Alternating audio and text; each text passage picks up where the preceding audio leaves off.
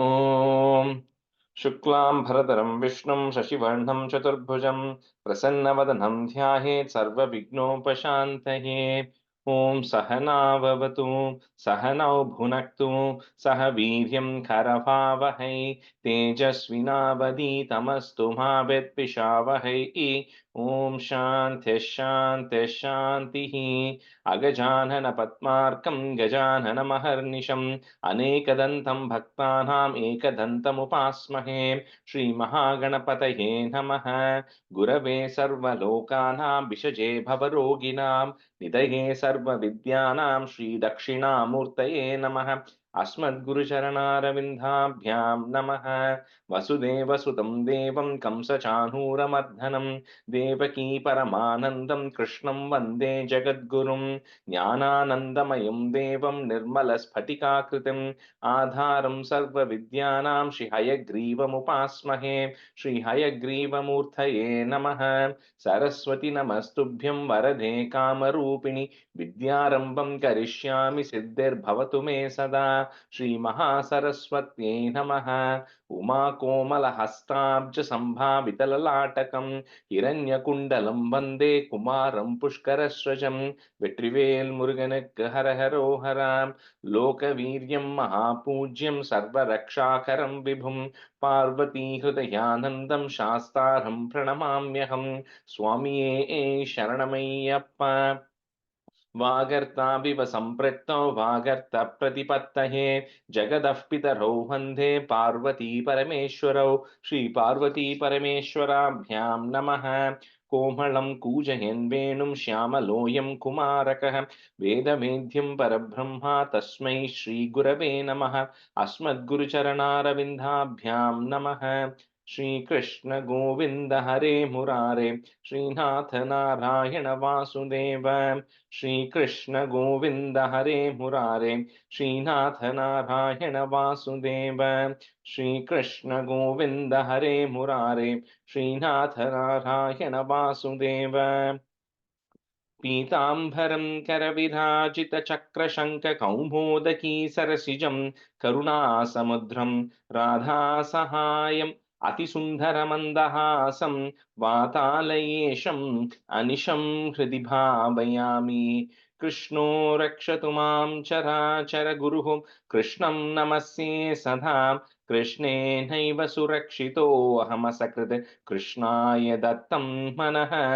कृष्णादेव समुद्भवो मम विभो कृष्णस्य दासोऽस्म्यहं। कृष्णे भक्तिरचञ्चलास्तु भगवन् हे कृष्ण तुभ्यं नमः। श्रीगुरुवायूरप्पा शरणं नम्राणां सन्निधत्ते सततमपि पुरस्तैरणभ्यर्थितानपि आर्तान् कामानजस्रं वितरति परमानन्दसान्द्रां गतिं च।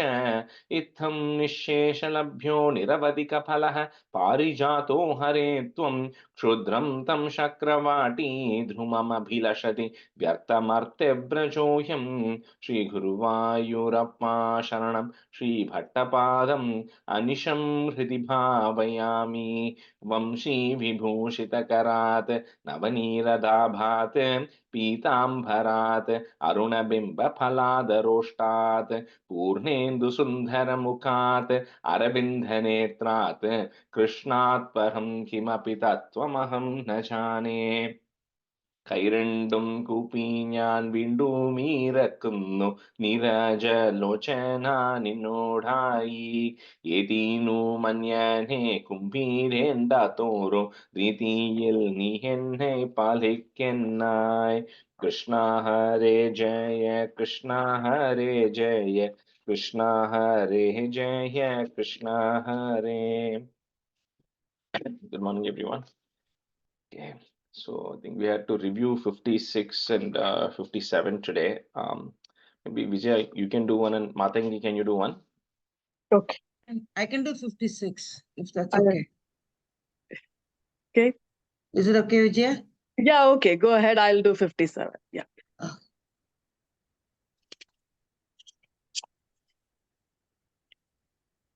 Naya Parabrahmane Namah.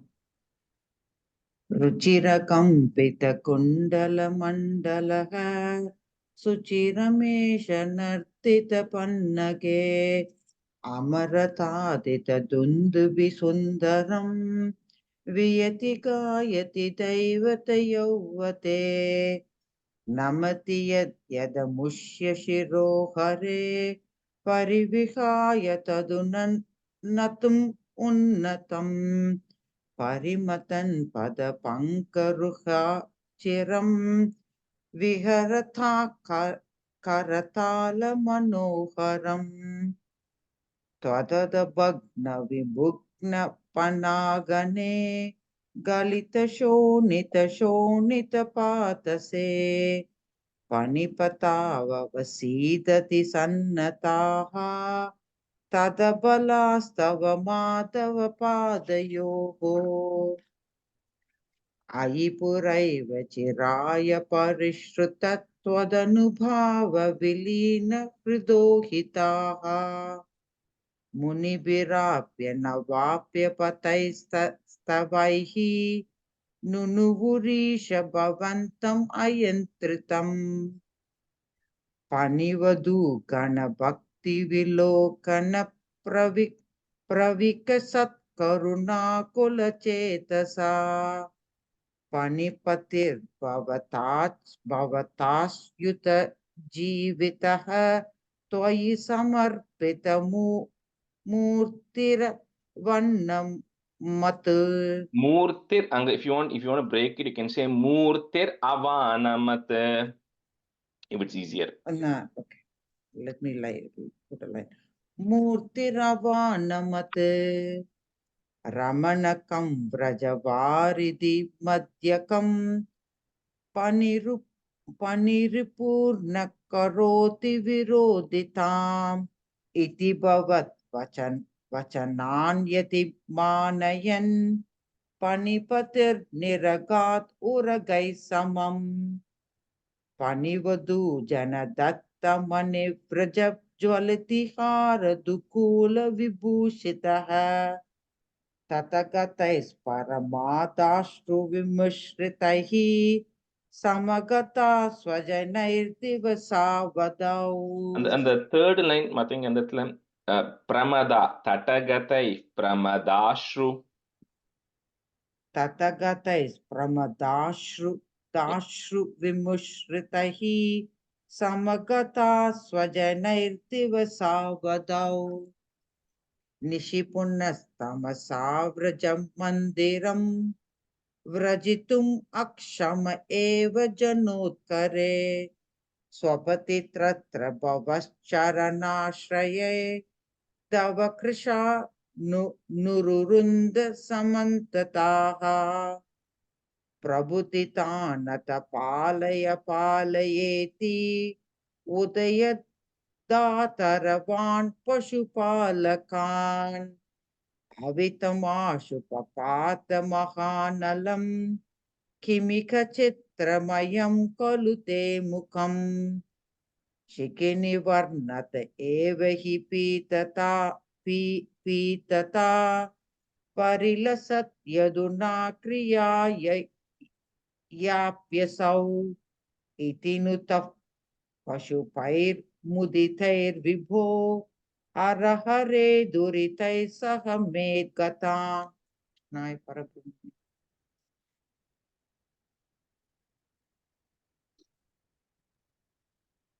Dasakam 57. Pralambasura Vada Varnam.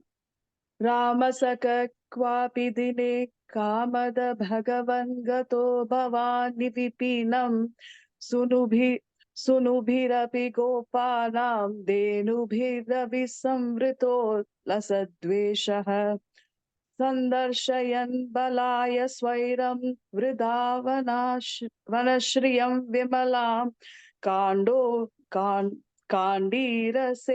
Kandira Sahabalai Bandiraka Magamo Vadam Kridam. And the third line, Vijaya, and the Kandi Sahabalai, there's a Visarga there instead of the ear, okay?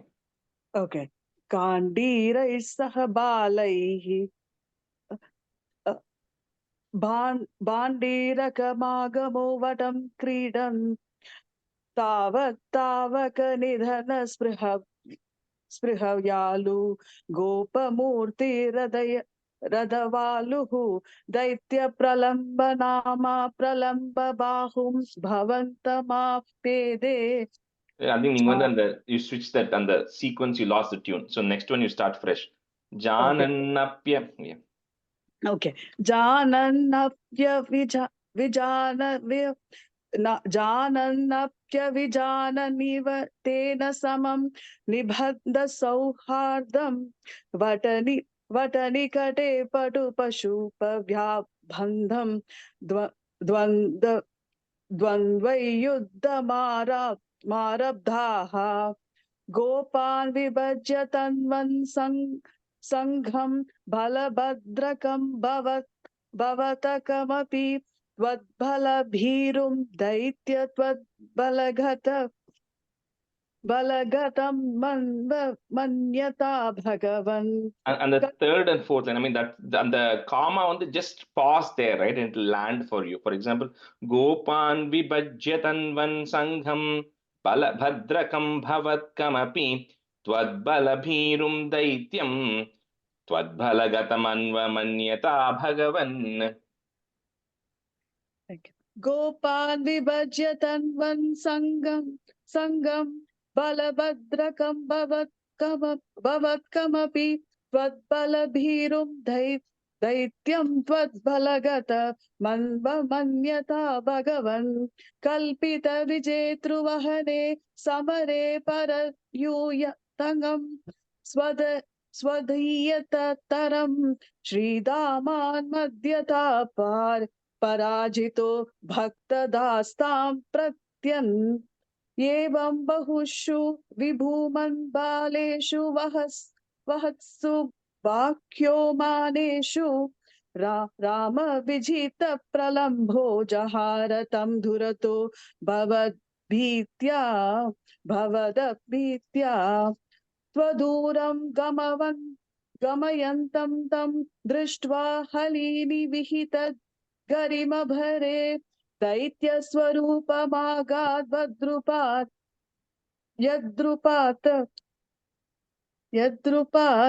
स हि बलोऽपि चकितोऽभूत्. उच्चाटये दैत्यतनोः उच्य तदा दैत्यतनो त्वनुमुखमालोक्य धुरतो रामः विगतभयो दृढमुष्ट्या भृष्टदृष्टं सपदि पिष्टवानेनं हत्वा दानववीरं प्राप्तं बलम्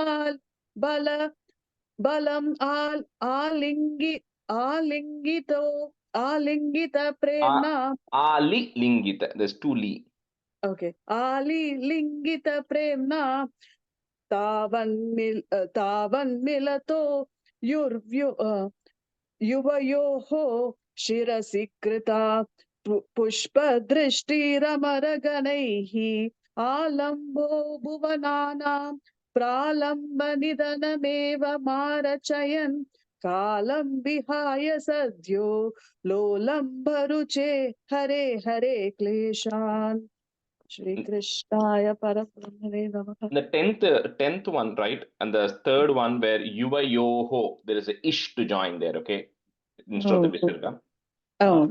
Yeah. I didn't stop you because in the nadul and the elladli comma, you just ran over it, but that's okay. I think under if you say it, because this 57 is very similar like the Namakaran of 44th chapter, right? It's very similar thing. It is like a two-liner but comes in a four-liner tune. Otherwise, if you lose the tune somewhere in between, the rest of the stuff will just fall apart. That's the thing. So that's why I didn't stop you. But if you land at the pause at the commas, it will come absolutely fine.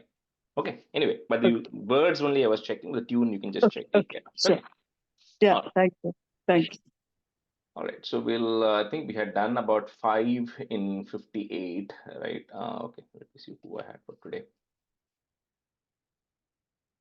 Sundar, you can be a student in the first half, and Shanti, you can be a student. So we finished up to 5. So we'll start from stanza 6 of 58. जय जय तव माया केह्यमीशेति तेषां नुतिभिरुदितहासौ बद्धनानाविलासः पुनरपि विपिनान्ते प्राचरः पाटलादि प्रसवनिकरमात्र ग्राह्यघर्मानुभावे. So we kind of saw last time, in this rescuing from the forest fire, right, where they had gone to, one of the places where suddenly there was a forest fire which came, and then Krishna told the boys and everybody to just close their eyes. So they closed their eyes, and suddenly when they opened their eyes, they were like, Kutra Munja Tavisa, where did that Munja forest go? And they were back in the Bandira forest, which was inside the core Vrindavan area. They were back there. So this is just continuing, saying that, the cowherd boys, like we were discussing last time, so they absolutely loved Krishna as their exclusive object of devotion, right? They totally were committed to him. They're absolutely in trust with him. So to the extent that, even though Krishna was able to do all these things, they're able to see Krishna dance on Kaliya, the Krishna suddenly tells them to close their eyes, they are transported. They never thought of Krishna as God. They thought he's like us. He's one of our friends, one of our buddies who has some special power. Somehow when he does things, it happens, right? So we always have somebody who thinks, he's just smart, just a little bit more smarter than I am, right? That's how the boys used to think. And because of that, they were just committed into him, into complete friendship. So with this way, Krishna, you and Balarama were just sporting and hanging out with the boys all through the summer. So next set of stanzas are just talking about how they spent their time. So it was summer season, and it says because of you being around, the only indication of summer that was there was, it says, the patala, the one kind of flower which blooms in summer. That flower coming up was the indication that summer has come for them right now. So Jaya Jaya Tava Maya Keyam Isheti Tesham, and then put a plus. Nutibhiru Ditahaso. So you can't break it. If you want to break it, it becomes Nutibhir Uditahaso. So you can't break it that way. Nutibhiru Ditahaso Baddha Nana Vilasaha. Punarapi Vipinante Pracharaha. Put a F Pracharaf Pataladi, and then put a plus again. Prasava Nikara Matra Grahya Gharmanubhave. जय जय तव माया केह्यमीशेति तेषां नुतिभिरुदितहासो बद्धनानाविलासः पुनरपि विपिनान्ते प्राचरः पाटलादि प्रसवनिकरमात्र ग्राह्यघर्मानुभावे. जय जय तव माया केयमीशेति तेषां नुतिभिरुदितहासो बद्धनानाविलासः पुनरपि विपिनान्ते प्राचरः पाटलादि प्रसवनिकरमात्रा ग्राह्य घर्मानुभावे. जय जय तव माया केयमीशेति तेषां नुतिभिरुदितहासो बद्धनानाविलासः पुनरपि विपिनान्ते प्राचरः पाटलादि प्रसवनिकरमात्रा ग्राह्य घर्मानुभावे. जय जय तव माया केयमीशेति देशां नुदिभिरुदितहासो बद्धनानाविलासः पुनरपि विपिनान्ते प्राचरः पाटलादि प्रसवनिकरमात्र ग्राह्यकर्मानुभावे.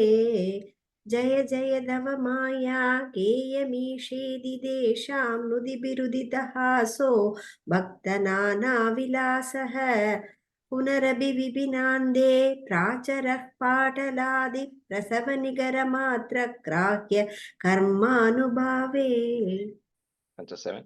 So 7 and 8, I'll kind of say the meaning together. Tvai vimukam ivochais. If you have ivochaihi, then put the is to join it. Ivochais. Tapa bharam vahantam, comma. Tava bhajana vadantaha. Put a F. Vadantah. Pankam uchchoshayantam. Tava bhuja badudanchat bhuri tejaha. Put a F. Tejah pravaham, comma. Tapa samayam anaishir yamuneshu sthaleshu. Short u in both of those. Tvaibhimukamivochaistapabharam vahantam tava bhajana vadantah pankamuchchoshayantam तव भुजवदुदञ्चद्भूरि तेजः प्रवाहं तपसमयमनैशीर्यामुनेषु स्थलेषु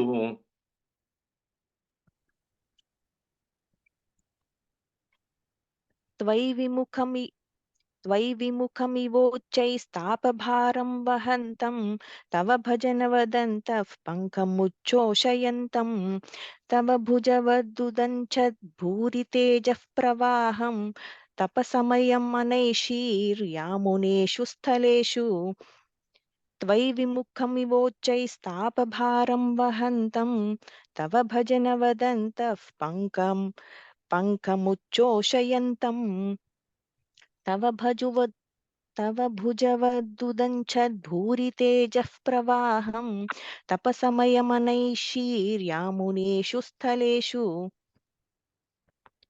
त्वयि विमुगमिवोच्चैस्तापभारं वहन्तं तव भजन वदन्तः पङ्गमुच्चोषयन्तं तव भुजवदुदञ्जद्भूरितेजप्रवाहं तव समयनैशीर्यामुनेषु स्थलेषु त्वयि विमुगविमोच्चैस्तापभारं वहन्तं तव भजन वदन्तः पङ्गमुच्चोषयन्तं तव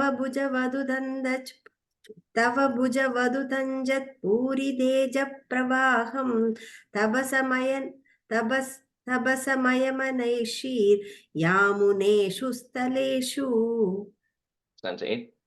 तदनु जलदजालैस्त्वद्वपुस्तुल्यभाभिः विकसदमलविद्युत्पीतवासो विलासैः सकलभुवनभाजां हर्षदां वर्षवेलां क्षितिधरकुहरेषु स्वैरवासी व्यनैषीः.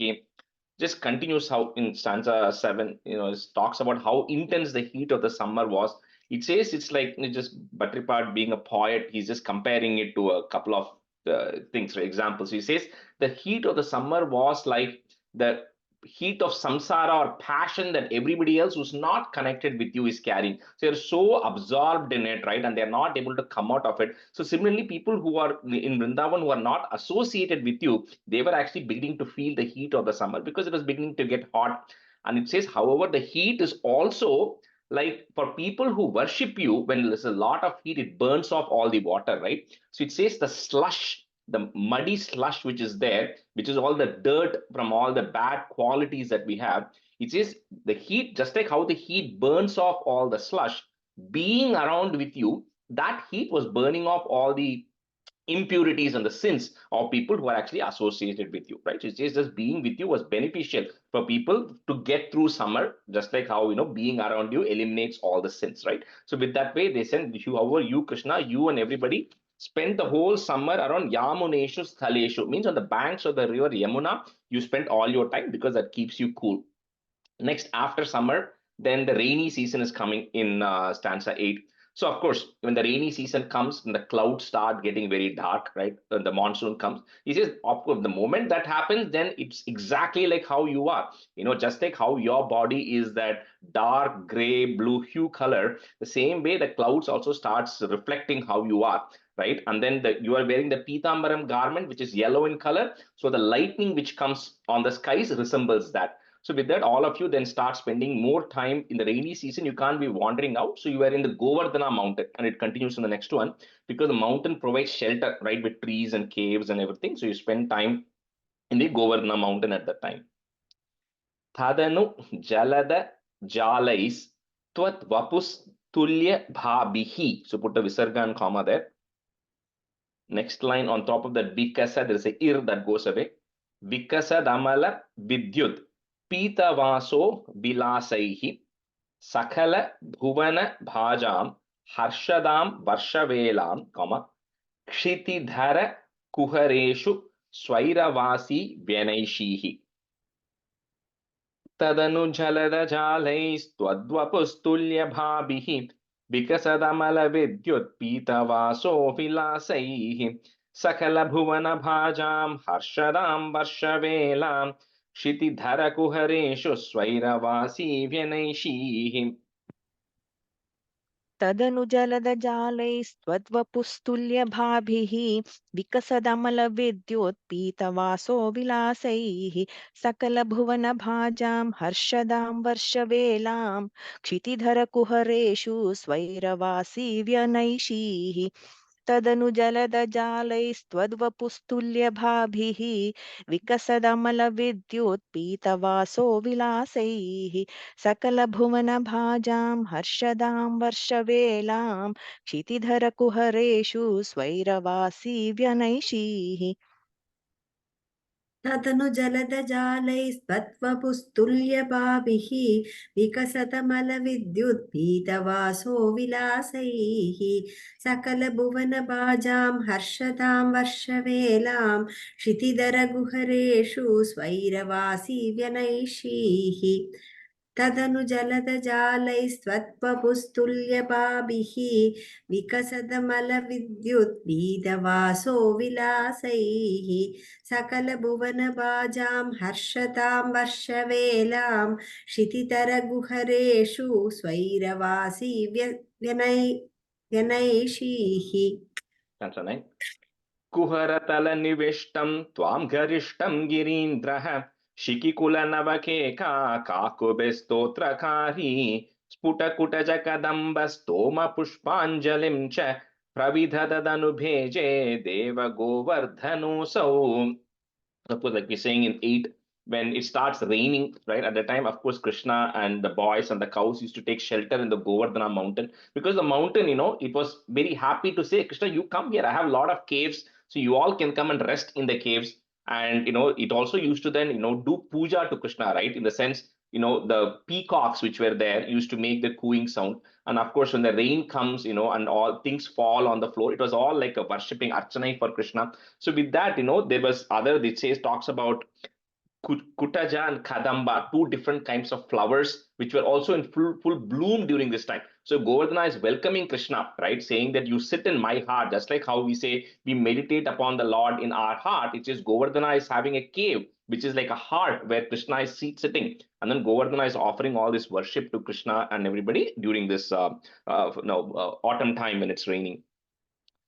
Kuhara thala nibishtam tvam garishtam girindraha, Shiki kula nava kheka kakubihi, putta is kakubis stotrakari, sputa kutaja kadamba stoma pushpanjalim cha pravidadhad anubheje. So it's easy to be the three das coming there.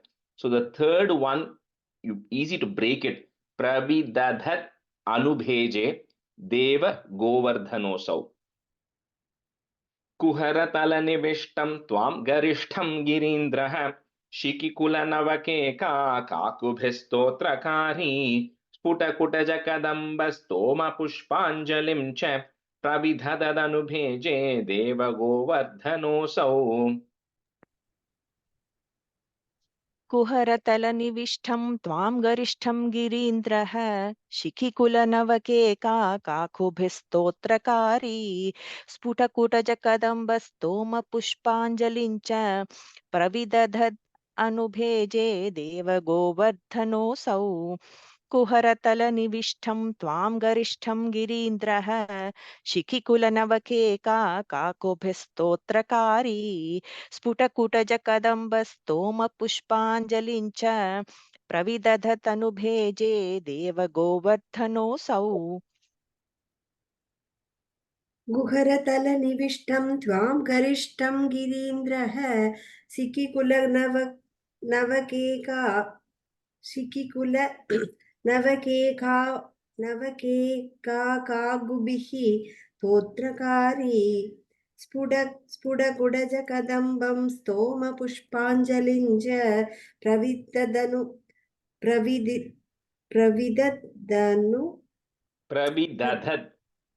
प्रविदध अनुबेजे देवगोवर्धनोऽसौ. Shanti, in the second line, kakubihi, you put a is to join, kakubis. And then third line, kadambam, you said there's no in there, just kadamba. Okay. गुहरतलनिविष्टं त्वां गरिष्ठं गिरीन्द्रः शिखिकुलनवकेका काकुभिस्तोत्रकारी स्फुटकुडज कदम्ब स्तोम पुष्पाञ्जलिञ्च प्रविददनु प्रविदद अनुबेजे देवगोवर्धनोऽसौ. One second. अत शरदमुपेतां तां भवद्भक्तचेतो विमलसलिलपूरां मानयन् काननेषु तृणममलवनान्ते चारु सञ्चारयन् घाः पवनपुरपते त्वं देहि मे देहसौख्यम्. So now after that rainy season gets over, they didn't probably have much of a winter because there's no talk about winter here. Now the spring season has already come now because of that. So it says when the spring comes automatically, then the lake and everything gets fresh water. It says it's fresh water, just like Bhavad Bhakta Chetav, like the pure minds of your devotees, the water was running very fresh there. And then of course when that happens and everything starts blooming, and then time to take the cows and everything out again. So you all start grazing happily in the forest you take the cows for grazing in the forest along with all the Gopa boys and everything. So with that, it ends this chapter saying, Dehi me deha saukyam. Please bestow on me good health, O Guruvayurappa. Ata sharadam upetham tam bhavat bhakta cheto, put a plus, vimala salila puram manayan kananeshu trinam amala vanante. So amala is like pure. Trinam amala vanante charu sancharayan ghaha, comma, pavana purapate tvam dehi me deha saukyam. अथ शरदमुपेतां तां भवद्भक्तचेतो विमलसलिलपूरां मानयन् काननेषु तृणममलवनान्ते चारु सञ्चारयन् घाः पवनपुरपते त्वं देहि मे देहसौख्यम्. अथ शरदमुपेतां तां भवद्भक्तचेतो विमलसलिलपूरां मानयन् काननेषु तृणममलवनान्ते चारु सञ्चारयन् गाः पवनपुरपते त्वं देहि मे देहसौख्यम्. अथ शरदमुपेतां तां भवद्भक्तचेतो विमलसलिलपूरां मानयन् काननेषु तृणममलवनान्ते चारु सञ्चारयन् गाः पवनपुरपते त्वं देहि मे देहसौख्यम्. अथ सरदमुपेतां तां भवद्भक्तचेतो विमलसलिलपूरां मानयन् गाननेषु तृणममलवनान्ते चारु सञ्चारयन् गाः पवनपुरपते त्वं देहि मे देहसौख्यम्. अथ सरदमुपेतां तां भवद्भक्तचेतो विमलसलिलपूरां मानयन् गाननेषु तृणममलवनान्ते चारु सञ्चारयन् गाः पवनपुरपते त्वं देहि मे देहसौख्यम्. श्रीकृष्णाय परब्रह्मणे. Okay, we'll continue on with 59. That's also a very small chapter only. It's Venu Gana Varnana. So this is, of course, when we say Krishna, then the first thing people remember is having a flute, right? Any picture of Krishna, you see there's a flute, right? So this is talking about the significance of the Venu Ganam, right? And it's a very nice, I'll tell you some very interesting stories in here as well. But it's a very straightforward chapter. It's how Krishna's Venu Ganam attracted everybody, right? That is the context of this. So stanza 1. त्वत्वपुर्नवकलाय कोमलं प्रेमदोहनमशेषमोहनं ब्रह्मतत्त्वपरचिन्मुदात्मकं वीक्ष्य सम्मुमुहुरन्वहं स्त्रियः. So it starts off by telling that day after day, the Gopikas were absolutely in love with you, Krishna. There is no words, right? And Krishna, is only 6 years old, right? He's a small boy still. So they were so captivated, by the form of yours. And it starts off by saying, Nava Kalaya Komalam. This word Kalaya got used in multiple times. So one, if you remember, when Brahma was seeing the Vaikunta Lord, it says Kalam Bodha Kalaya Komala Ruchi, it talked about. Then in the Agre Pashyami also, but Agre Pashyami Tejo Nibidatara Kalayavali. So the Kalaya is like a blue lily kind of flower. So that is the color that you wear, Krishna. That form was so beautiful. You are fresh like that flower and very soft like that flower, that your form itself was very attractive. Of course, he says, why not? Because he says, when you look at something which is just giving you happiness for a small amount of time, we all get attracted. You are nothing but Sachit Ananda, right? It says here, Tattva Parachin, where it is, Brahma Tattvam. So you are the whole bliss of the supreme consciousness which has been condensed and put into one body. So how is it that people will not get attracted to you? Of course, you are going to be the height of attraction to everybody else. And we saw when that Vatsapahara happened, where Brahma took away the calves and the boys, and Krishna became everybody. They saw everybody started liking everybody all of a sudden, right? Because when you yourself are coming in that form of bliss, of course, everybody is going to love you so much. So anyway, you were just captivated. The Gopikas were completely captivated by you on a daily basis, and they were just absolutely in love with you. So, Tvad Vapur Nava Kalaya Komalam, comma, Prema Dohanam Ashesha, if you want to break it, Dohanam Ashesha Mohanam, Brahma Tattva Parachin Mudatmakam, comma, Vikshya Sammumuhur Anvaham. So you can't break it any other way. Sammumuhur, two moos coming there. Muhur Anvaham Striyaha. त्वद्वपुर्नवकलाय कोमलं प्रेमदोहनमशेषमोहनं ब्रह्मतत्त्वपरचिन्मुदात्मकं वीक्ष्य सम्मुमुहुरन्वहं स्त्रियः. त्वद्वपुर्नवकलाय कोमलं प्रेमदोहनमशेषमोहनं ब्रह्मतत्त्वपरचिन्मुदात्मकं वीक्ष्य सम्मुमुहुर्रन्वहं स्त्रियः. त्वद्वपुर्नवकलाय कोमलं प्रेमदोहनमशेषमोहनं ब्रह्मतत्त्वपरचिन्मुदात्मकं वीक्ष्य सम्मुमुहुर्रन्वहं स्त्रियः.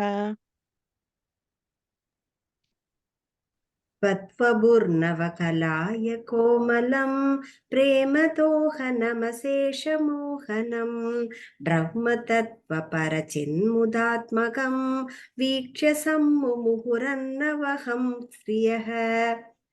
त्वत्वपुर्नवकलाय कोमलं प्रेमदोहनमशेषमोहनं ब्रह्मतत्त्वपरचिन्मुदात्मकं वीक्ष्य सम्मुमुहुरन्वहं स्त्रियः.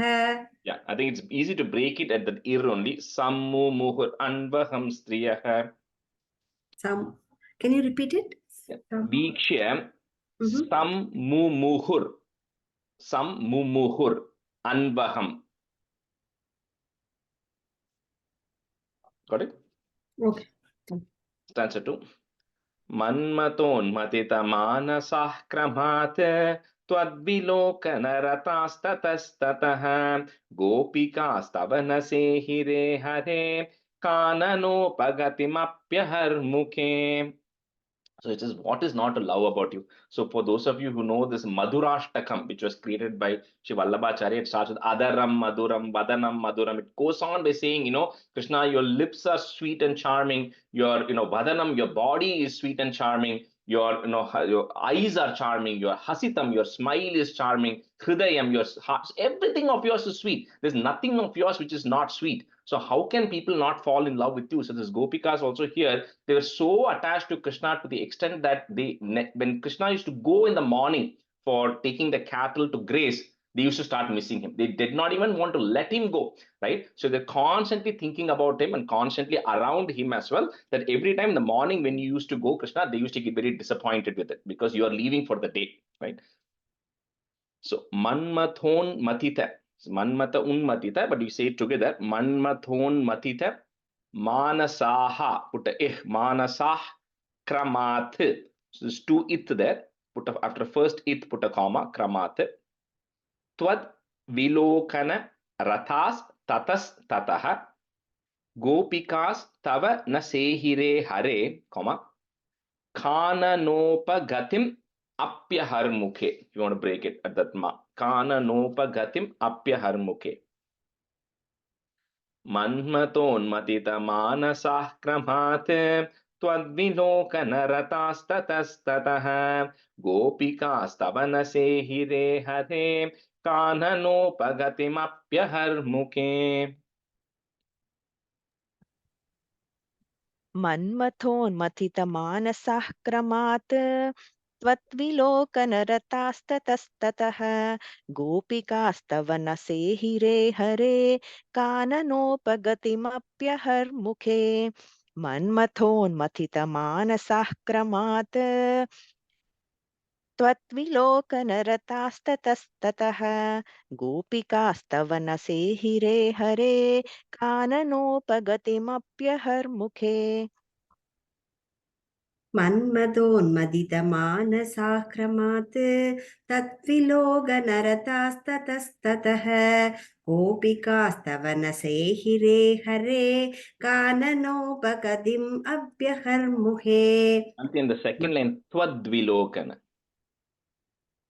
You said Tad, Kramat, Twadvilokana. Tat in that book, like, okay, Twat is it? Yeah, it'll be two it there. So it'll be like it and then Twadvilokana. Okay. मन्मथोन्मदितमानसाक्रमात् त्वद्विलोकनरतास्ततस्ततः गोपिकास्तव नसेहिरे हरे गाननोपगतिमभ्यहर्मुहे. Stanza 3. Nirgate bhavati dattadrishtayah त्वद्गतेन मनसा मृगेक्षणाः वेणुनादमुपकर्ण्य धूरतः त्वद्विलासकतयाभिरेमिरे. So they used to be always looking at Krishna, and then when Krishna starts going out, like we do in the train station, when the train starts leaving, we still continue to look, right? Similarly, the Gopikas continue to look as Krishna is walking into the forest, right? As they start grazing with the cows. So it talks about how beautifully how when Krishna enters the Vrindavana forest, there's a natural sound of the forest, right? There's a bees humming or some animals are making noise, or the the leaves are rustling, whatever the noise, the stream is flowing. She says, Krishna, at that time you take your flute. You take your flute and then you start playing the flute to merge and blend in with the noise that is actually coming, natural noise that is coming in with the forest. So when you start playing that, there's a Gopikas now, first they are with you, then they see you going to the forest. Once you're in the forest and you start playing it, they can start hearing that noise. So that way they're still continuing to connect with you all the time, right? So all the time they're connecting with Krishna there because they're able to hear the flute. And when they cannot hear the flute, what they do, they start talking about you. So that we've already seen when the Gopikas are doing their daily activities, they're always remembering you, remembering your activities, to the point that sometimes they get so disturbed that they are not even able to speak. It's to that level that they constantly keep talking about Krishna. And then, your Venu, and it begins to talk about the Venunadam here, then you start playing the flute. So nirgate bhavati datta drishtayaha. So that is there, remove, put a visarga comma, drishtayaha. Tvad gatena manasa mrigekshanaha venu nadam upakarnya dhurataha. That is there, you remove, put a visarga comma, dhurataha. Tvad vilasa katayabhiremire. Nirgate bhavati datta drishtayah त्वद्गतेन मनसा मृगेक्षणाः वेणुनादमुपकर्ण्य धूरतः त्वद्विलासकतयाभिरेमिरे. निर्गते भवति दत्तदृष्टयः त्वद्गतेन मनसा मृगेक्षणाः वेणुनादमुपकर्ण्य दूरतः त्वद्विलासकतयाभिरेमिरे. निर्गते भवति दत्तदृष्टयः त्वद्गतेन मनसा मृगेक्षणाः वेणुनादमुपकर्ण्य दूरतः त्वद्विलासकतयाभिरेमिरे. निर्गते भवति दत्तदृष्टयः त्वद्गतेन मनसा मृगेक्षणाः वेणुनादमुपकर्ण्य दूरतः त्वद्विलासकदयाभिरेमिरे. निर्गते भवति दत्तदृष्टयः त्वद्गतेन मनसा मृगेक्षणाः वेणुनादमुपकर्ण्य दूरतः त्वद्विलासकदयाभिरेमिरे. That's a 4. काननान्तमितवान् भवानपि स्निग्धपादपतले मनोरमे व्यत्यया कलितपादमास्थितः pratyapurayata venunalikam. So when you look at any picture of Krishna playing a flute in a forest, they normally put like a very old Krishna, but this time the Krishna is only 6 years old, right? So you have to kind of reduce the size. But it is always a Krishna who is standing underneath a tree with his legs crossed, playing the flute. That is a standard picture that you'll see. That's exactly what this is telling here, right? When you go to the forest, you will stand under the tree, right? With pado, Vyatyaya is crossing your feet. You stand with your feet crossed and then playing the Venunadam. That is the standard picture that Bhattaripad is also describing. But I think this one, nothing beats Bhagavatam because it talks so beautifully. I'm going to say one stanza from Bhagavatam and I'll tell you the context of that stanza a little bit, right? So this is comes in Dashama Skandam in the 21st chapter, right, in Bhagavatam. बर्हापीतं नटवरवपुः कर्णयोः कर्णिकारं बिभ्रद्वासः कनककपिशं वैजयन्तीं च मालां रन्ध्रान् वेणोरधरसुदया पूरयन् गोपवृन्दैः वृन्दारण्यं स्वपदरमणं प्राविशद्गीतकीर्तिः. Talks about how Krishna used to have, first of all, a peacock feather in your head, right? Then you used to have a blue flower, a karnika flower in your ears. You used to wear an yellow garment, right, which was shining like gold. You had the Vaijayanti mala, the mala which is made of forest flowers, Vaijayanti mala. And then you go and you take a pose which is normally done by the greatest of dancers. So you just don't go and stand with that. You go give a pose as if a dancer is actually giving a pose, and then you fill that the flute with the nectar of your the air coming out of your mouth. The flute is filled with it, right? And when this comes, everything comes to a standstill, and that's going to come in the next set of stanzas. But the beauty of this is a very interesting story.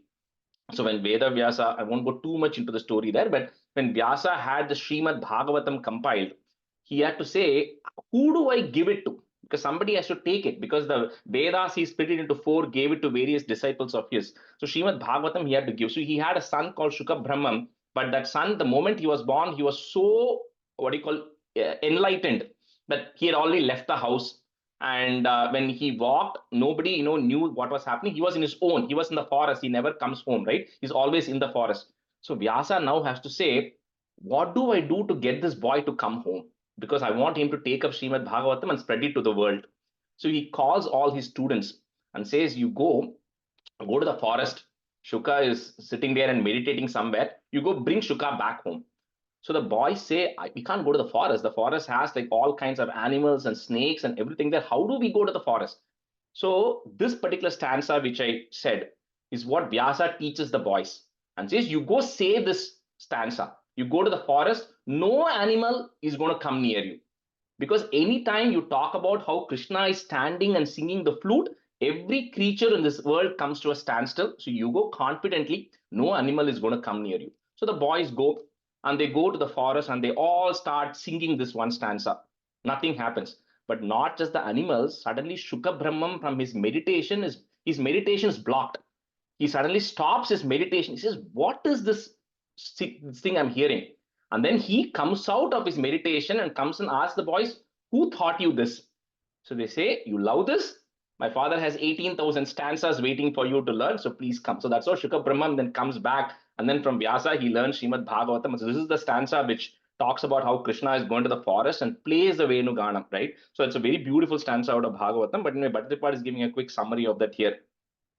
So, Kananantam itavan bhavanapi, comma, snigdha padapa tale manorame, vyatyaya kalita padam astitaha, comma, pratyapurayata venu nalikam. काननान्तमितवान् भवानपि स्निग्धपादपतले मनोरमे व्यत्यया कलितपादमास्थितः प्रत्यपूरयत वेणुनालिकाम्. काननान्तमितवान् भवानपि स्निग्धपादपतले मनोरमे व्यत्यया कलितपादमास्थितः प्रत्यपूरयत वेणुनालिकाम्. काननान्तमितवान् भवानपि स्निग्धपादपतले मनोरमे व्यत्ययाकलितपादमास्थितः प्रत्यपूरयत वेणुनालिकाम् काननान्दमिदवान् भवानपि स्निग्धपादपदले मनोरमे व्यत्यया कलितपादमास्थितः प्रत्यपूरयद वेणुनालिकाम् गाननान्दमिदवान् भवानपि स्निग्धपादपदले मनोरमे व्यत्यया कलितपादमास्थितः प्रत्यपूरयद वेणुनालिकाम्. That's 5. I'll do 5 and 6 meaning together. Mara Bana Dhuta Khechari Kulam, comma, Nirvikara Pashu Pakshi Mandalam, Dravanam Cha Drishadhamapi Prabho, comma, Tavakam Vyajani Venu Kujitam. Marabana-dhuta khechari kulam nirvikara pashu-pakshi mandalam dravanam cha drishadhamapi prabho tavakam vyajani venu kujitam. मारबाणधुतखेचरीकुलं निर्विकारपशुपक्षिमण्डलं द्रावणं च दृशदामपि प्रभो तावकं व्यजनि वेणुकूजितं मारबाणधुतखेचरीकुलं निर्विकारपशुपक्षिमण्डलं द्रावणं च दृशदामपि प्रभो तावकं व्यजनि वेणुकूजितम् मारबाणतुतकेचरीकुलं निर्विकारपशुपक्षिमण्डलं द्रावणं च दृशतामभिप्रभो तावकं व्यजनि वेणुकूजितम् मारबाणतुतकेसरीकुलं निर्विकारपशुपक्षिमण्डलं द्रावणं च दृशतामभिप्रभो तावकं व्यजनि वेणुकूजितम्. Right, we'll switch halfway. Sujata Garu, you can do, and then Srividya, you can be student. Stanza 6. Venurandrataralanguleedhalam tala sanchalita pada pallavam tatstitam tava parokshamapyaho samvichintya mumuhur brajanganaha.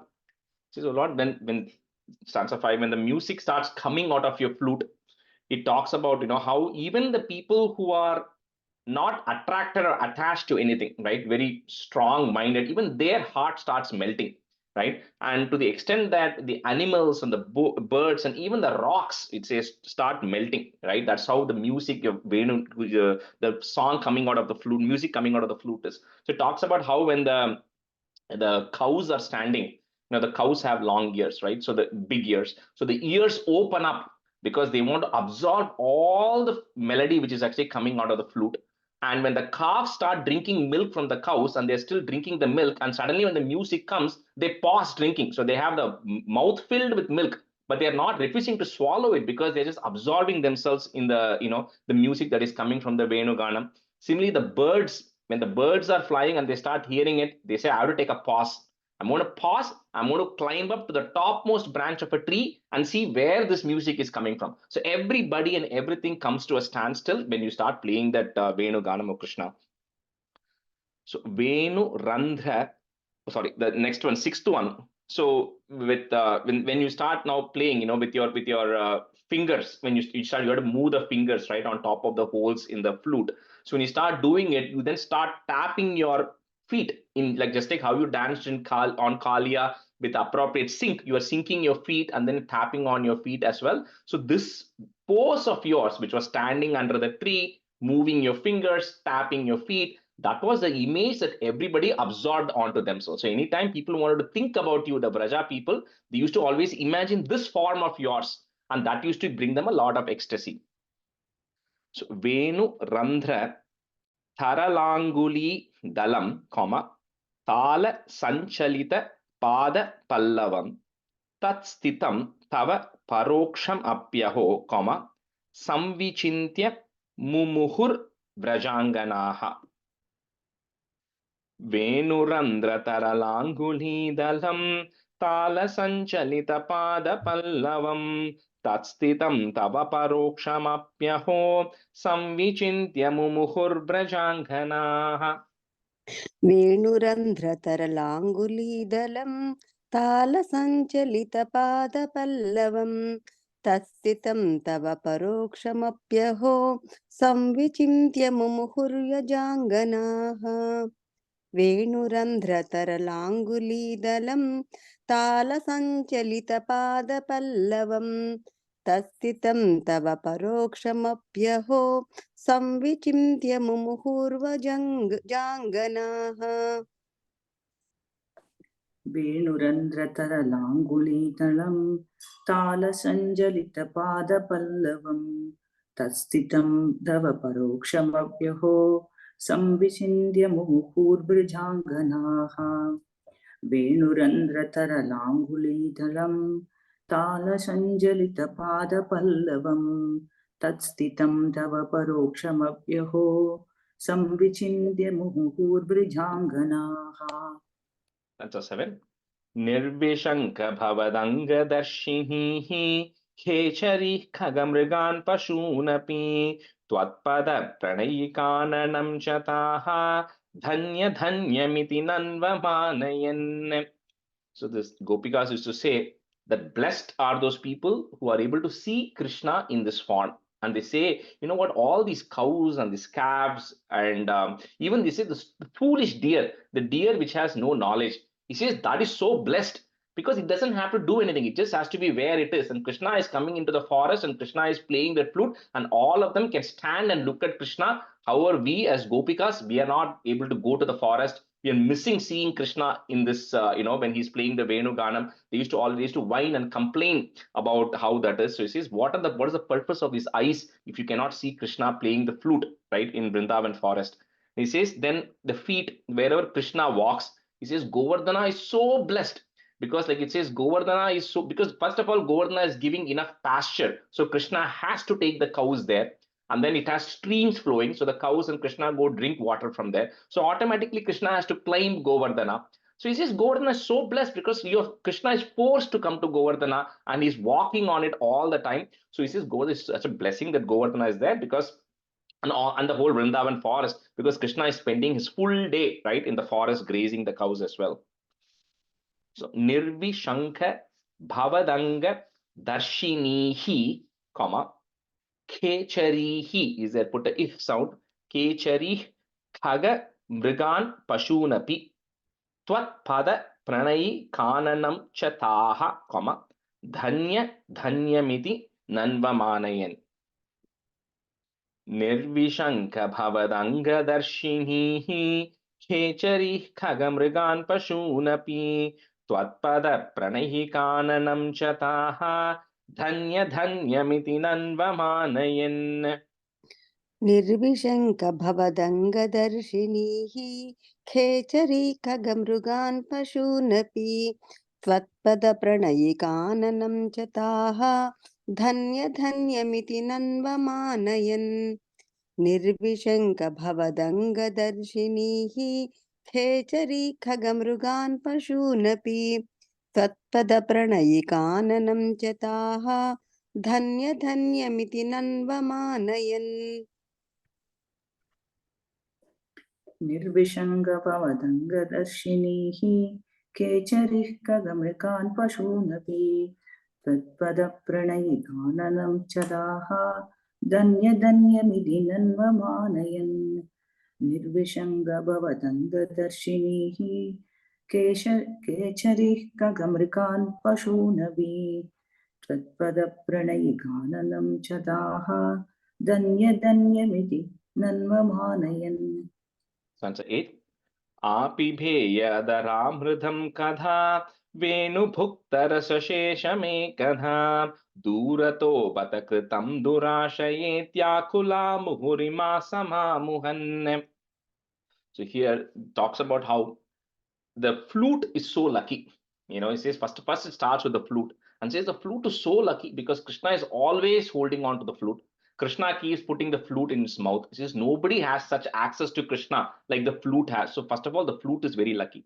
Then it says even more lucky are the forefathers of the flute, which are the bamboo trees from which the flute actually came, because they had some purpose in life from which that came. It says not only are the forefathers of the flute, the bamboo trees, lucky, but also the Yamuna river, because the Yamuna river gave water for the bamboo to grow, because of which from which the flute actually came. So they start kind of comparing and saying how lucky these are. So there's a very beautiful song in Tamil. If Minu was there, I would have told her to sing that. It says Pullangural Kudutha Moongil Gale. So the bamboo trees which gave the flute to Krishna. It says, what is the purpose? You have to sing the praise of Krishna, right? Because you were able to give Krishna all of these things. Anyway, the Gopikas are thinking about all of these things who are, which are connected to Krishna. And then and what happens is when you start thinking more and more about something you don't have, you get even more distressed.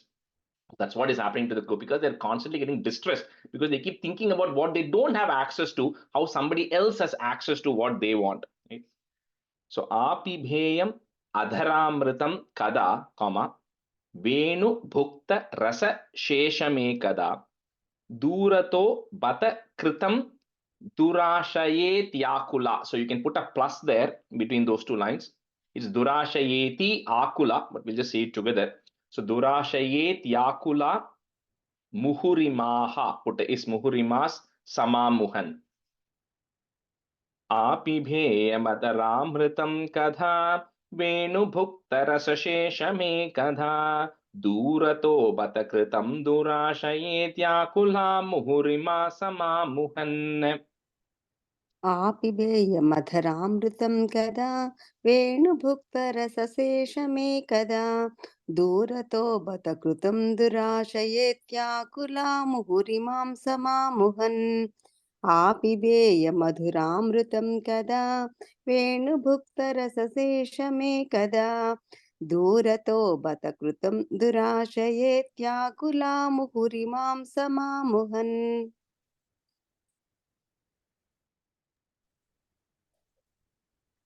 आपिबेयमधरामृतं कथा वेणुमुक्तरसशेषमे गता दूरतो बदकृतं दुराशयेत् याकुला मुकुरिमां समामुहन् आपिबेयमधरामृतां कथा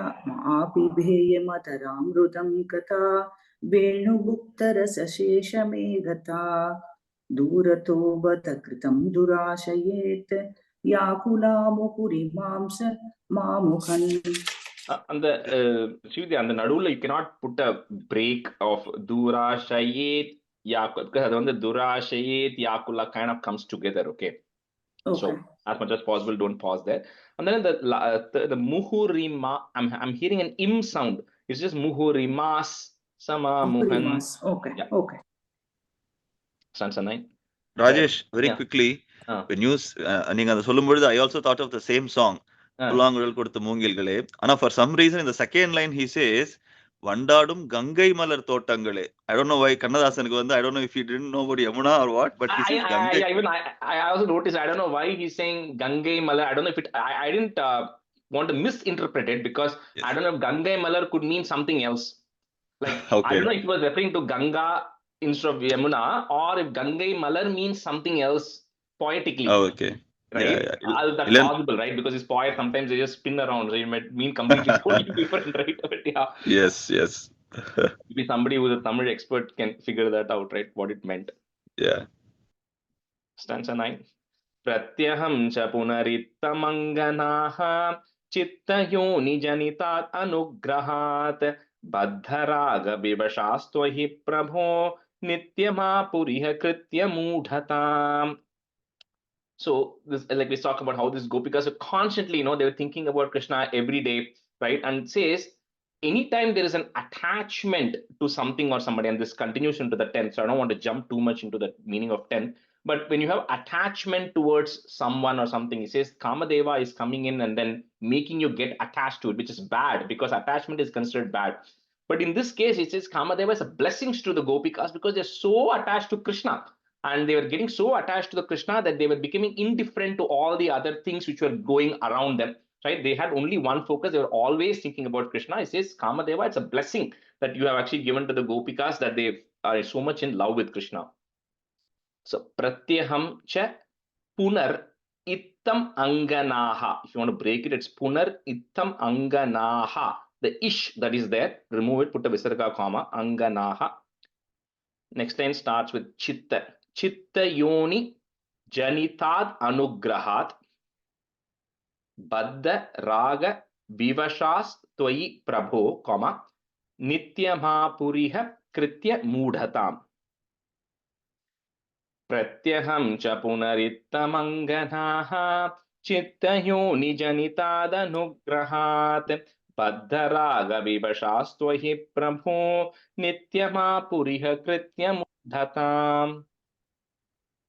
प्रत्यहं च पुनरित्तमङ्गनाः चित्तयोनिजनितादनुग्रहात् बद्धरागविवशास्त्वयि प्रभो नित्यमापुरिह कृत्यमूढताम् प्रत्यहं च पुनरित्तमङ्गनाः चित्तयोनिजनितादनुग्रहात् बद्धरागविवशास्त्वयि प्रभो नित्यमापुरिह कृत्यमूढताम् प्रत्यहञ्ज पुनरित्तमङ्गनाः चित्तयोनिजनितानुग्रहात् बद्धरागविवशास्त्वयि प्रभो नित्यमापुरिह कृत्यमूढताम् प्रत्यहञ्ज पुनरित्तमङ्गनाः चित्तयोनिजनिता अनुग्रहात् बद्धरागविवशास्त्वयि प्रभो नित्यमापुरिह कृत्यमूढताम्.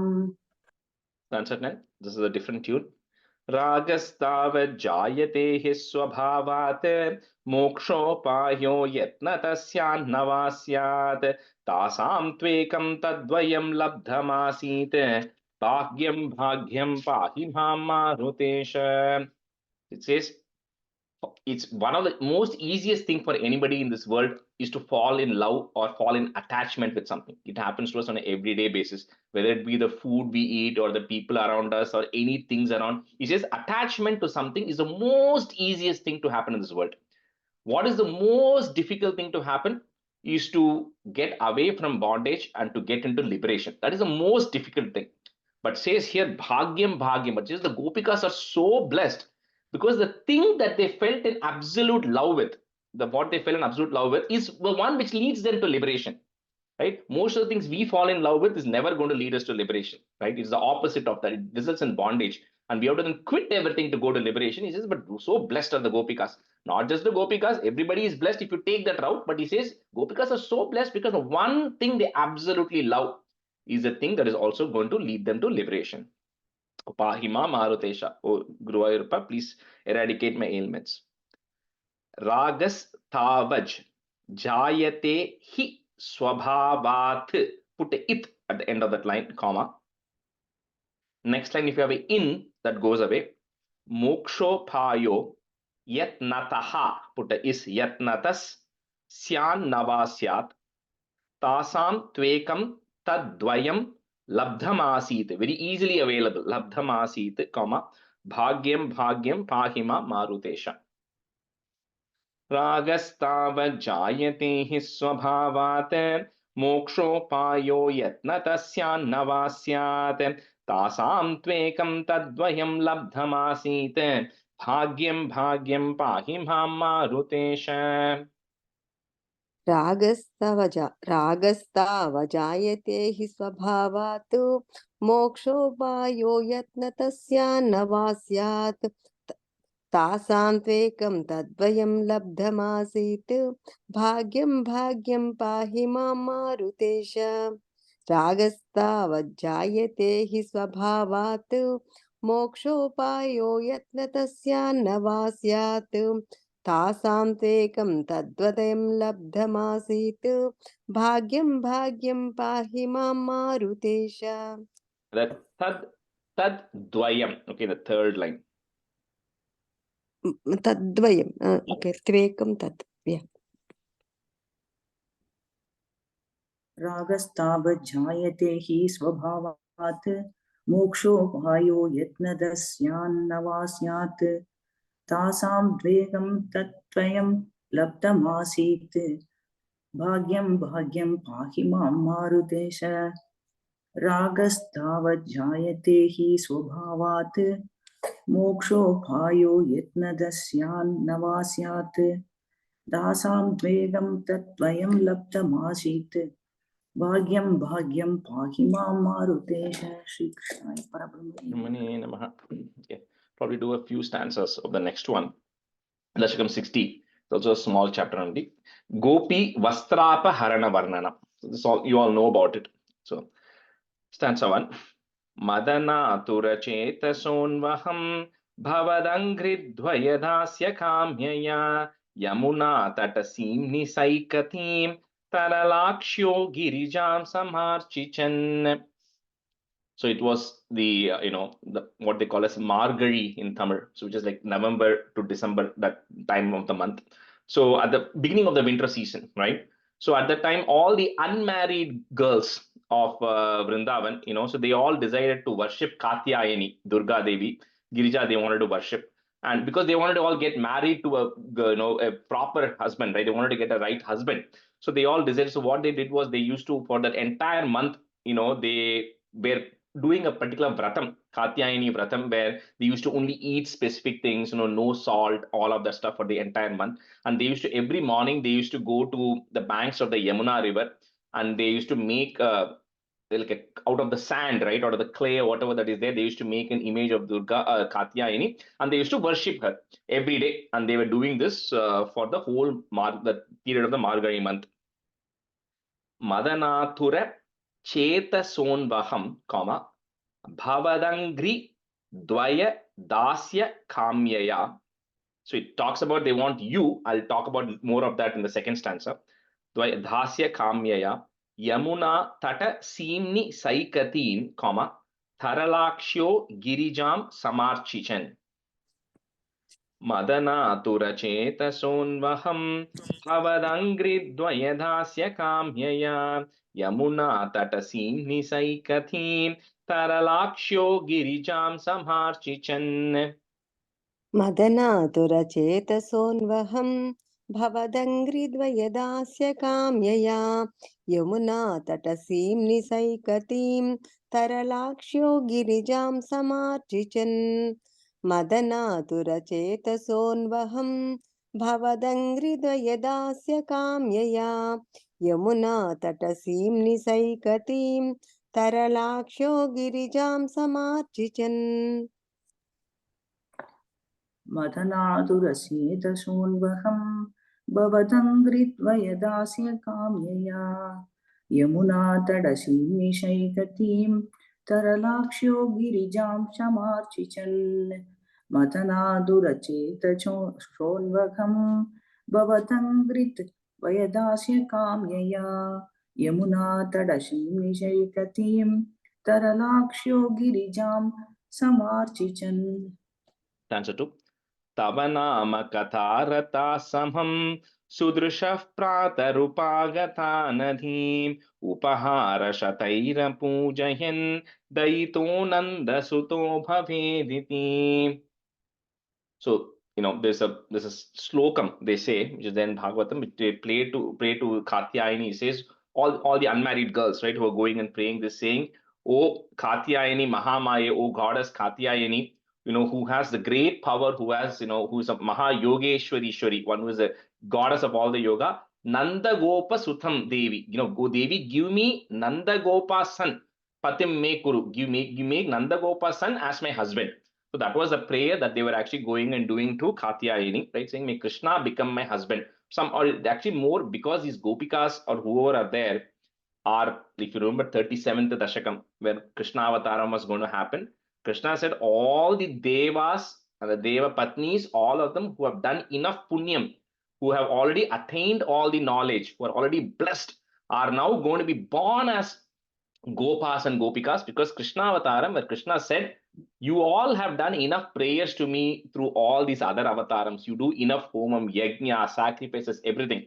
all I want to give you all is pure love towards me, right? So that was the purpose of Krishna Avataram. So all of those people who are blessed enough were born as Gopas and Gopikas. So all they wanted in this Krishna Avataram was not to do any puja, not to do any of that stuff, just pure love for Krishna. So that's what even they are also was playing that I want union with Krishna, I want to be married to Krishna. So that's what they pray to Katyayani.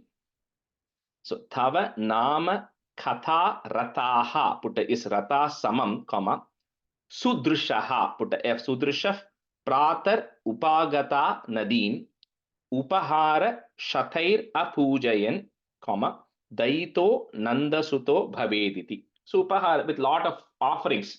Upahara means like food that they offer, right, to the goddess. They got all of that and they keep praying this way.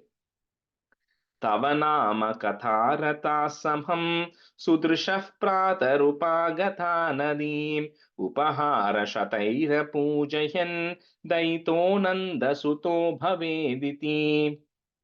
तव नाम कथारता समं सुदृशः प्रातरुपागता नदीम् उपहारशतैरपूजयन् दयितो नन्दसुतो भवेदिति तव नाम कथारता समं सुदृशः प्रातरुपागता नदीम् उपहारशतैरपूजयन् दयितो नन्दसुतो भवेदिति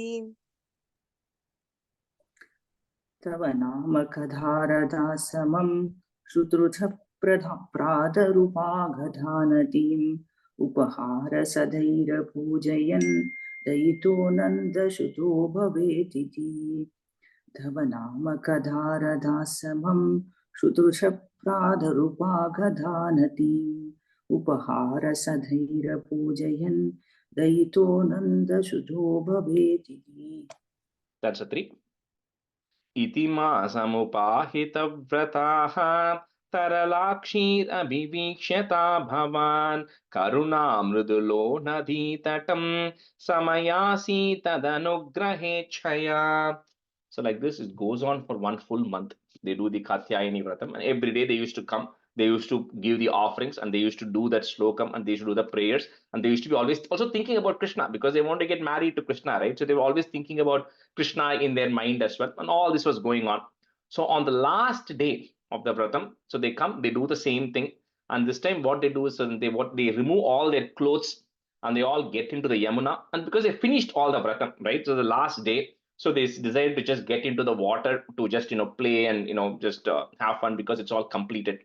So at that time, Krishna, you Karuna Mridulo, you're full of compassion. You know what the Gopikas, what these Gopi girls were doing all of this month, and then you wanted to then Tad Anugrahechaya. You wanted to make sure you bless them the right way, right? So which is to get them to be more perfect, right, in their love for you. So you decide to come along with the boys. You decide to come to the banks of Yamuna that one last day. Iti masam upahita vrataha. So that is there. Remove it, put a visarga comma. Tharalakshir abhiviksha, if you want to break it. Tharalakshir abhiviksha ta bhavan. Karuna mridulo nadi tatam, comma. Samayasit tad anugrahe chaya. It's easy to break it into 3 words there. Samayasit tad anugrahe chaya. Itima samupahita vrataha taralakshirabhivikshata bhavan karuna mrudulo nadhitatam samayasi tadanugrahe chaya. इति मासमुपाहितव्रताः तरलाक्षीरभिवीक्षता भवान् करुणामृदुलो नदीतटं समयासीत्तदनुग्रहेच्छया इति मासमुपाहितव्रताः तरलाक्षीरभिवीक्षता भवान् करुणामृदुलो नदीतटं समयासीत्तदनुग्रहेच्छया इति मासमुपाहितव्रताः तरलाशीरविवीक्ष्यता भवान् करुणामृतुलो नदीतटं समयाशीतत अनुग्रहेच्छया इति मासमुपाहितवृताः तरलाशीरविवीक्ष्यता भवान् करुणामृतुलो नदीतटं समयाशीदद अनुग्रहेच्छया. That's a fourth. नियमावसितौ निजाम्भरं तटसीमन्यवमुच्यतास्तथा Yamuna जलखेलनाकुलाः पुरतस्त्वाम् अवलोक्य लज्जिताः. So, like typically when you do what do you call any major event that happens, right? Religious event, when you do this avabhrita snanam, where you go take a dip, right? So when I was at the Saptaham, after 7 days, I mean everything was done. We finally went to that Narayana Sagar, which is there in Guruvayur, and we had to take a dip, that avabhrita snanam. So that was what the Gopikas girls were doing. They had finished their 1 month of Vratam and they were doing that avabhrita snanam there. And like I said, they left their clothes and they had invited a few other people also to come because that was a final culmination day, right? And everybody had gone and they left their clothes. So that's when Krishna comes. So then looking at Puratasthvam, looking at Krishna in front of them, they suddenly became very ashamed, lajjitaha. They became very ashamed. So this is the person they've been thinking about all of these days. They've been praying to want to marry and all of these things. And they had an absolute devotion and love for Krishna. But suddenly this lajja comes for them when they saw Krishna in front right now. So niyam avasitau nijambaram, comma, thata si manyavamuchya. You can't break it. So thata si manyavamuchya tas tada yamuna jala khelana kulaha, comma, puratas tvam avalokya lajjitaha. नियमावसितौ निजाम्भरं तटसीमन्यवमुच्यतास्तथा Yamuna जलखेलनाकुलाः पुरतस्त्वामवलोक्य लज्जिताः. नियमावसितौ निजाम्बरं तटसीमन्यवमुच्यतास्तदा Yamuna जलखेलनाकुलाः पुरतस्त्वामवलोक्य लज्जिताः. नियमावसितौ निजाम्बरं तटसीमन्यवमुच्यतास्तदा Yamuna जलखेलनाकुलाः पुरतस्त्वामवलोक्य लज्जिताः. नियमावसितौ निजाम्बरं तडसीमन्यवमुच्यतास्तथा Yamuna जलकेलनाकुलाः पुरतस्त्वामवलोक्य लज्जिताः. नियमावसितौ निजाम्बरं तडसीमन्यवमुच्यतास्तथा Yamuna जलकेलनाकुलाः पुरतस्त्वामवलोक्य लज्जिताः. We'll do one stanza and we'll stop. त्रपयानमिताधनास्वथो वनिता स्वम्बरजालमन्तिके निहितं परिगृह्य भूरुहो पिटपं त्वं तरसाधिरूढवान्. So because when the girls suddenly became very shy, right, when they saw Krishna, they were in the water, Krishna is in the banks. So Krishna then decided that, quickly he grabs all the clothes that they were having. Then he climbs on to the top of a kadamba tree, which is actually there, right? And then he just sits there, right? He quickly climbs up there and then he sits and then he just points to them that he has their clothes with them. Trapaya namithana naswatho, comma, Vanita swambhara jalam antike, comma, nihitam parigृह्य bhuruho, comma, bitapam tvam tarasadhi rudhavan. Trapayanamithanhanaswatho vanita swambhara jalam antike, nihitam parigृह्य bhuruho, bitapam tvam tarasadhi rudhavan. त्रपयानमिताननास्वथो वनिता स्वम्बरजालमन्तिके निहितं परिगृह्य भूरुहो विटपं त्वं तरसाधिरूढवान्. त्रपयानमिताननास्वथो वनिता स्वम्बरजालमन्तिके निहितं परिगृह्य भूरुहो विटपं त्वं तरसाधिरूढवान्. कृपयानमिताननास्वतो वनिता स्वं व्रजालमन्दिके निहितं परिगृह्य भूरुहो विडवं त्वं तरसादिरूढवान्. कृपयानमिताननास्वतो वनिता स्वं परजालमन्दिके निहितं परिगृह्य भूरुहो विडवं त्वं तरसादिरूढवान्. Krishnaya Parabrahmane Namaha. I'll end here. Next class we'll see the significance of this event and what happens. सान्ध्वानन्दावबोधात्मकमनुपमितं कालदेशावदिभ्यां निर्मुक्तं नित्यमुक्तं निगमशतसहस्रेण निर्भास्यमानम् अस्पष्टं दृष्टमात्रे पुनरुर्पुरुषार्थात्मकं ब्रह्मतत्त्वं तत्तावद्भाति साक्षात् गुरुपवनपुरे हन्त भाग्यं जनानां कायेन वाचा मनसेन्द्रियैर्वा बुद्ध्यात्मना वा प्रकृते स्वभावात् करोमि यद्यत् सकलं परस्मै नारायणायेति समर्पयामि. Thank you everyone. See you next Thank you. week. Thank Rajesh. you. Thank you. Thank you, Rajesh. Bye everyone.